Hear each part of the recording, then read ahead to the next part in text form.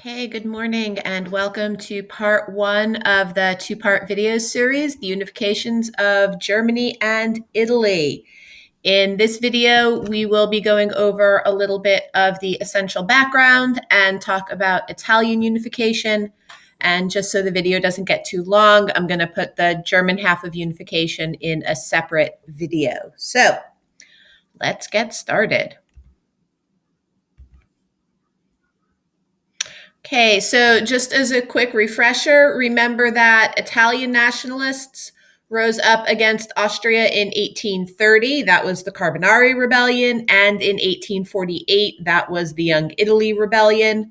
And Austria defeated the Italian nationalists both times. You can go back to previous assignments to review the details of that.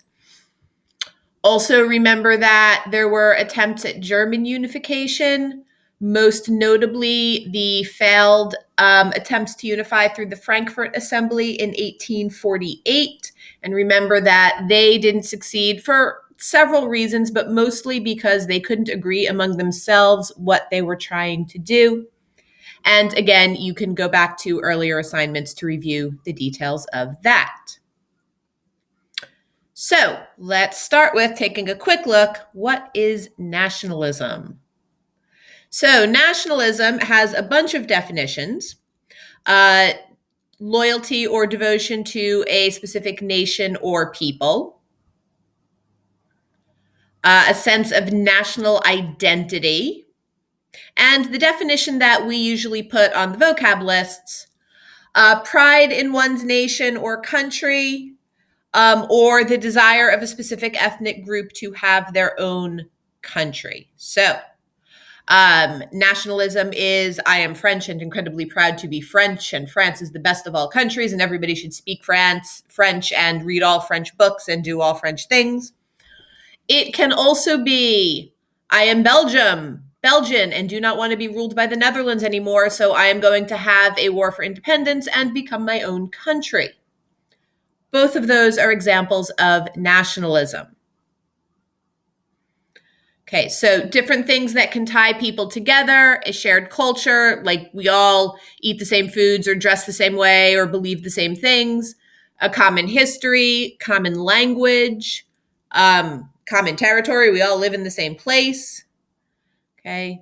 A belief in a common ancestry that may or may not be true. Sometimes, our national myths are a big part of this. Also, if there is a common religion, and you'll see that many of these things will be true both in the case of Italy and in the case of Germany. So, 6 things that give people a national identity. Okay, and there are 3 basic types of nationalist movements. There are unification movements, taking people who are separate and but similar and uniting them together. Germany and Italy are both examples of unification movements. Let's get all the Italian people together in a country and call it Italy. Let's get all the German people together in a country and call it Germany. There are separation movements. I am not like the rest of you, so I want to break away and be my own thing. Greece winning independence from the Ottoman Empire. Belgium winning independence from the Netherlands. The eternal struggle of French-speaking Canadians to possibly become their own country, though they can't always decide. And then there are state building, okay, when culturally distinct groups form a new nation based on a new shared identity, all right? The United States, yes, we were a separation movement. We won our independence from the British, but we also built something new. Okay, the idea of Americans was new. Okay, also Turkey, kind of rising up out of the wreckage of the Ottoman Empire, becoming a new thing. So, unification, separation, state building. By the way, Italy could also, in a sense, be viewed as separation because they will need to kind of get away from the Austrians as well, but we usually think of Italy as a unification movement. Nationalism can be both positive and negative. Okay, Extremely strong nationalist feelings can sometimes turn to violence against outsiders. Just keep in mind that nationalism is two-sided, right? Positive things, people within a nation uniting and overcoming their differences for the common good. Overthrowing colonial rule is generally seen as a good thing, so winning independence. Nationalism led to democracy, which is good. And some competition can be good. Competition can spur new advances. All right, think about the competition for who can get the coronavirus vaccines first. Okay, if we weren't racing to see who could get it done first, maybe it wouldn't have happened as quickly. But nationalism can also be negative, forcing minority groups to take on majority culture because of a belief in the superiority of the majority culture and the inferiority of everybody else. Ethnic cleansing and genocide like the Holocaust or Bosnia in the 90s or Rwanda or the Rohingya right now. Okay, extreme nationalism like Nazis and North Korea. And competition, while competition to a certain level can be positive, competition can also lead to war. So, nationalism is both a good and a bad thing. The nationalism we're looking at in this chapter is mostly good. The nationalism we're going to get to, honestly, for most of the rest of the year, not so much. Okay. One last quick little review. Remember that conservatives mostly come from the upper elite classes of society, although often conservatives will also have strong support in poor rural areas. Remember that conservatives like tradition, stability, strong monarchy, strong church, and very, very slow change. Remember that liberals are usually, though not always, educated, middle class, the bourgeoisie, and urban. You tend to find more liberals in cities than in rural areas, but again, not always. Remember that liberals like elections and parliaments, natural rights, constitutional monarchies, and voting, at least for some people.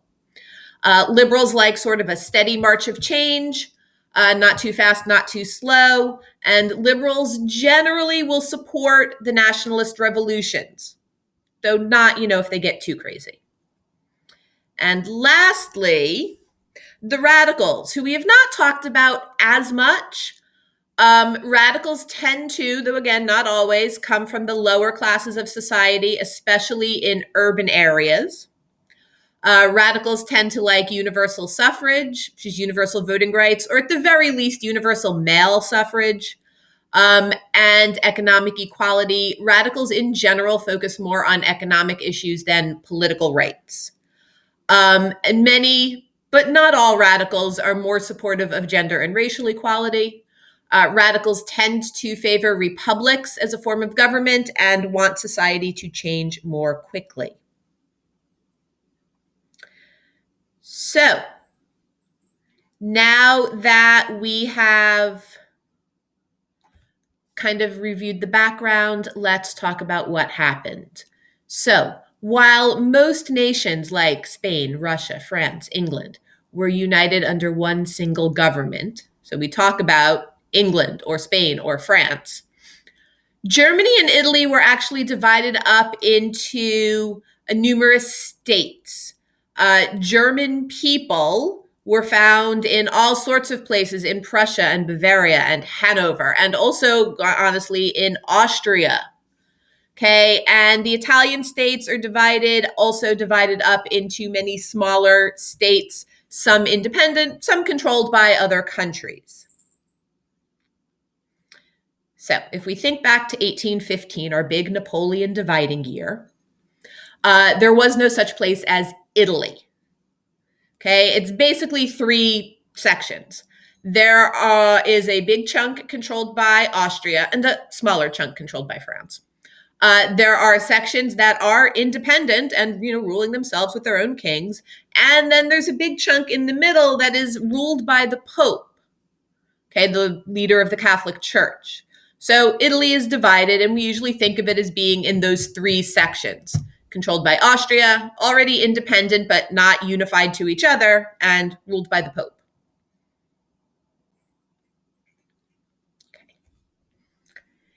In the 1830s, nationalism leads to a unification movement. Italians start to see themselves as having a shared history, the history of ancient Rome and the Renaissance, a shared territory. I mean, Italy is, it's a peninsula that sticks out. It's clear, like, you look at a map, Italy's easy to find. And shared enemies, Austria, Napoleon, okay? Shared language, shared culture, okay? So we start to hear talk of Italian unification. And a lot of that talk, especially in the beginning, comes from a radical Italian named Giuseppe Mazzini. Mazzini is the founder of Young Italy, and led the unsuccessful revolution in 1830, and he also leads the unsuccessful revolution in 1848. Although, to his credit, in 1848, he does manage to establish an Italian republic for a short period of time, but it only covers part of what we would today consider Italy, and the Austrians quickly bounce back and take them over again. Okay. Part of Mazzini's problem is that he is too radical for most of the other Italian people, and he doesn't have their support, so he was easy to defeat. Okay. But around that same time, the King of Sardinia, which is northern Italy, appoints Camillo Cavour as his prime minister. We think of prime minister today as being an elected position. In this time period, it was not necessarily elected. He was appointed by the king. And Cavour wants to increase the power of Sardinia. He wants to industrialize, meaning like factories and machines, and he wants to reduce the influence of the Pope and the Catholic Church. Okay. And he also, supports Italian unification, but he only supports Italian unification if Sardinia is in charge. Okay, and he wants his king of Sardinia to become king of Italy. That's his plan. Okay. Cavour fights small wars against Austria and does eventually unite the northern third of Italy under the kingdom of Sardinia. So good for him. He kicked out the Austrians and unites about a third of Italy. Meanwhile, at about the same time, the radicals in the south, now led by Giuseppe Garibaldi, are preparing for their own revolution to unite the southern part of the country. Okay. Garibaldi is a nationalist. He is a veteran of Young Italy. He actually went over to South America and fought in the South American Wars for independence. He actually, if you read the more detailed histories of this time, dude pops up in like every revolution everywhere. Okay. And he quickly becomes a national hero. Okay, a true Italian hero. Let him who loves his country follow me. Okay, he wanted a unified Italy under a republic style of government. And because he always wears a red shirt, his army becomes known as the Red Shirts. Okay. Garibaldi will successfully unite southern Italy. Cavour, we already mentioned, successfully united northern Italy. Now we just have to join the two together, except we have a borderline conservative liberal Cavour up north, a full-on radical Garibaldi down in the south. So they actually do manage to compromise. Okay. Because Cavour doesn't want to get overshadowed by Garibaldi, doesn't want Garibaldi to get credit for being the unifier of all Italy, and because he truly does not want a republic, he wants Sardinia's king to be the ruler of Italy. They compromise. Okay. They compromise and they create a constitutional monarchy. In 1871, we get a fully unified Italy, a constitutional monarchy under the rulership of Victor Emmanuel, the former king of Sardinia, who now gets promoted to being the king of all Italy. All right, so we get a fully unified Italy. That looks basically like we expect Italy to look today. Okay.